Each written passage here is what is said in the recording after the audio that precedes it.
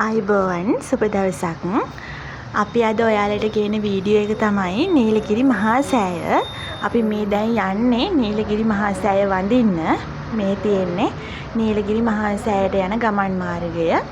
ලාහුගල වනෝද්‍යානය ඇතුලේ තමයි මේ නීලගිරි මහා සෑය ස්ථාපිත වෙලා තියෙන්නේ. මෑත කාලයේ තමයි මේ නීලගිරි මහා සෑය නටබුන් වෙලා තිබිලා හොයාගත්තේ. ඉතින් අපි අද යනවා නීලගිරි මහා සෑයට.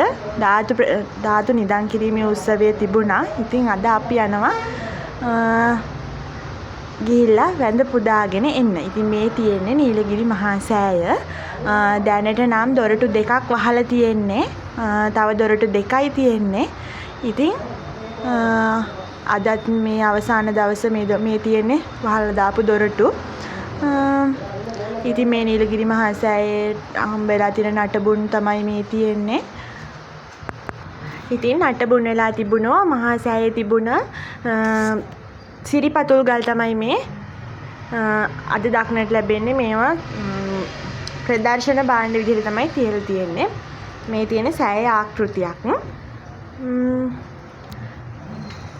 ඉතින් සියලු දෙනාම ඇවිල්ලා මේ සෑය වඳින්න කියලා තමයි ඉල්ලන්න තියෙන්නේ. ඇත්තටම ගොඩාක් වටින තැනක්. බුදුහාමුදුරුවන්ගේ ධාතුන් වහන්සේලා බොහොමයක් මේ සෑයේ වැඩ ඉන්නවා. ඉතින් ලංකාවාසී සියලුම දෙනාගෙන් ඉල්ලන්නේ ඇවිල්ලා දැක බලා ගන්න, වැඳ පුදා ගන්න මේ මහා සෑය.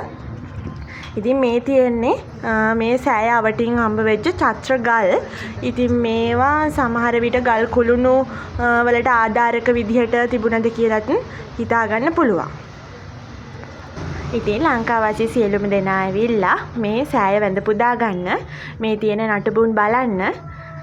මේ දේවල් තමයි අපිට ඉදිරි අනාගතේ ඉතුරු කරන්න තියෙන දේවල්. ඉතින් අදට අපි වීඩියෝ එකෙන් සමුගන්නවා. සියලු දෙනාටම තෙරුවන් සරණයි.